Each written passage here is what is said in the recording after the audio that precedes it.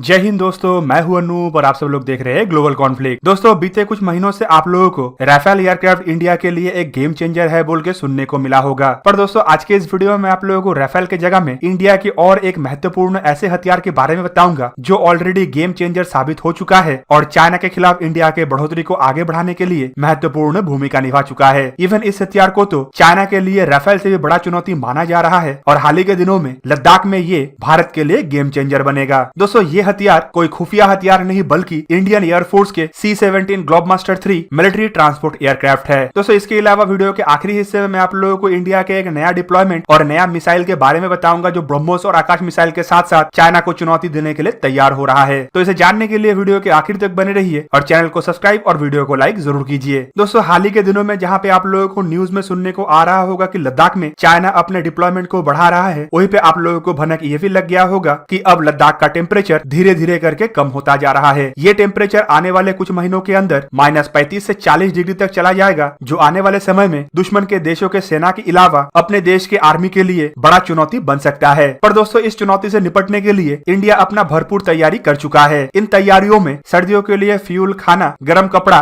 और हथियारों का जमावड़ा करना एक प्रमुख जरूरत था। हाल ही के दिनों में इंडियन आर्मी के लॉजिस्टिक सप्लाई के द्वारा लद्दाख के अलग अलग सेक्टर में जहाँ पे इंडिया और चाइना के बीच में संभावित झड़प हो सकता है, वहाँ पे हैवी हथियार, ammunition, communication equipment, heater, fuel और खाना के साथ साथ अन्य एसेंशियल मिलिट्री इक्विपमेंटों का सप्लाई पहुंचा दिया गया है। दोस्तों, लद्दाख में हमारे यहाँ से टेम्परेचर हमेशा ही कम रहता है, पर नवंबर महीने से लेके फरवरी महीने तक यहाँ पे टेम्परेचर इतना कम होता है और वेदर इतना खराब होता है कि किसी भी तरीके से कोई भी सप्लाई बरकरार रखना पॉसिबल नहीं हो पाता है। पर चाइना के खिलाफ लड़ने के लिए भारत को पहले से ही भनक लग चुका था और भारत ने अपने तैयारी को जुलाई के महीने के बाद से ही शुरू कर दिया था। इंडिया के उच्च अधिकारियों को पहले से ही भनक लगा था कि इंडिया और चाइना के बीच में ये जो बॉर्डर टेंशन है ये इतना जल्दी समाप्त होने वाला है नहीं, क्योंकि ना इस बार इंडिया चाइना के शर्तों को मानेगा और अड़ियल चाइना दूसरों को जमीन हड़पने के लिए जिस तरीके से आगे बढ़ रहा है उससे भी पता चल रहा है कि चाइना इतना आसानी से पीछे नहीं हटेगा। दोस्तों, इवन इंडियन आर्मी के उच्च अधिकारियों के द्वारा ये भी बताया गया है कि इंडियन आर्मी के तरफ से यहाँ पे इतना लॉजिस्टिक सप्लाई जमा किया गया है कि इंडियन आर्मी करीबन 14 महीनों तक बिना सप्लाई का भी आसानी से चाइना को कड़ी चुनौती दे सकता है। और यही सप्लाई इंडियन आर्मी का सर्दी के दरमियान और आने वाले समय में चाइना के खिलाफ सबसे बड़ा हथियार बनेगा। पर दोस्तों, ये सप्लाई लद्दाख के इतना ऊंचाई वाले हिस्से में और इतना दूरगामी एरिया में कैसे संभव हो पाया? मिलिट्री सोर्सेस के मुताबिक गलवान वैली के झड़प के बाद ही chief of defence staff general MM Naravane के नेतृत्व में ही और उच्च अधिकारियों के द्वारा इस एरिया में इतना जमावड़ा किया गया है। इंडियन आर्मी के इस लॉजिस्टिक में एयरफोर्स के तरफ से अपने लॉजिस्टिक ट्रांसपोर्ट एयरक्राफ्ट और हेलीकॉप्टरों से भी मदद किया गया, जिनमें एयरफोर्स के हाल ही में हासिल किया हुआ चिनूक हेलीकॉप्टरों के अलावा C-130J सुपर हरकुलिस और C-17 जैसे हैवी ट्रांसपोर्ट एयरक्राफ्ट भी शामिल है। दोस्तों, फिलहाल इंडियन एयरफोर्स के पास जो सबसे हैवी लिफ्ट एयरक्राफ्ट है वो है C-17 ग्लोबमास्टर 3। दोस्तों, इस एयरक्राफ्ट के पास एक बार में करीबन 77 टन के सामान को एक जगह से दूसरे जगह तक एयरलिफ्ट करने का क्षमता है। इवन इस एयरक्राफ्ट की मदद से अमेरिकी फोर्सेस द्वारा M1 एब्राम जैसे भारी भरकम टैंकों को भी एक जगह से दूसरे जगह तक ट्रांसपोर्ट किया जाता है। दोस्तों, अमेरिका के M1 एब्राम टैंक का वजन करीबन 68 टन है, जबकि इंडिया द्वारा जो टैंक इस्तेमाल किया जाता है मतलब T-90 और T-72 जैसे टैंकों का वजन 45 से 48 टन है। इंडियन आर्मी के तरफ से चाइना से लगे हुए बॉर्डर सब सेक्टर नॉर्थ में हाल ही के दिनों में T-90 टैंकों का भी डिप्लॉयमेंट किया गया है और आप लोग ये भी सुने होंगे कि इंडिया द्वारा एडिशनल T-72 और BMP-2 जैसे इन्फेंट्री कॉम्बैट व्हीकलों का भी तैनाती किया गया है। इसके अलावा इंडिया ने भारी आर्टिलरी और अन्य मिलिट्री व्हीकलों का भी तैनाती इस एरिया में बीते कुछ महीनों में काफी गुना बढ़ाया है। और दोस्तों, इतने तैनाती के पीछे प्रमुख रोल इंडियन एयरफोर्स के C-17 ग्लोबमास्टर जैसे एयरक्राफ्टों ने ही निभाया है। एक C-17 ग्लोबमास्टर आसानी से इन टैंकों को या इन्फेंट्री कॉम्बैट व्हीकलों को एक जगह से दूसरे जगह तक डिप्लॉय कर सकता है और इसके ही मदद से इतने जल्दी और इतने तेज गति से इंडिया ने अपने डिप्लॉयमेंट को लद्दाख के बॉर्डर के नजदीक कर पाया। इवन इंडिया का ये डिप्लॉयमेंट देख के चाइना काफी ज्यादा घबराया हुआ है और चाइना तो सोचा भी नहीं होगा कि इंडिया इतना जल्दी कैसे इतना डिप्लॉयमेंट किया होगा। दोस्तों, चाइना जहाँ पे अपने बेटर रोड कनेक्टिविटी और इंफ्रास्ट्रक्चर का हवाला देता है और बार बार अपने मीडिया में गिदरफक्की देता है कि इन रोड कनेक्टिविटी और इंफ्रास्ट्रक्चर के मदद से चाइना आसानी से इस एरिया में डिप्लॉयमेंट बढ़ा सकता है, वही चाइना बीते कई सालों के प्रयास के बाद भी अभी लॉजिस्टिक के मामले में इंडिया का बराबरी नहीं कर पा रहा है। तो दोस्तों, आप लोग समझ पा रहे होंगे कि इंडियन एयरफोर्स के C-17 जैसे ट्रांसपोर्ट एयरक्राफ्ट कितने बेहतरीन तरीके से अपने रोल निभाया है और कैसे चाइना के खिलाफ लद्दाख में गेम चेंजर रूप में साबित हो चुका है। और इसी वजह से राफेल के जगह में C-17 को ही रियल गेम चेंजर का खिताब भी दिया जा रहा है। दोस्तों, अब चलिए जानने का कोशिश करते हैं कि भारत की तरफ से कौन सा नया हथियार चाइना के खिलाफ लद्दाख में डिप्लॉय किया गया। आप लोग पहले ही सुने होंगे कि इंडिया द्वारा चाइना के खिलाफ ब्रह्मोस और स्वदेशी मेड आकाश जैसे सरफेस टू एयर मिसाइल का डिप्लॉयमेंट किया जा चुका है। और अब आप लोगों को जान के और भी ज्यादा खुशी होगा कि स्वदेशी तैयार और एक हथियार को भी चाइना के खिलाफ लद्दाख में डिप्लॉय कर दिया गया है। और दोस्तों ये हथियार कुछ और नहीं बल्कि निर्भय मिसाइल है।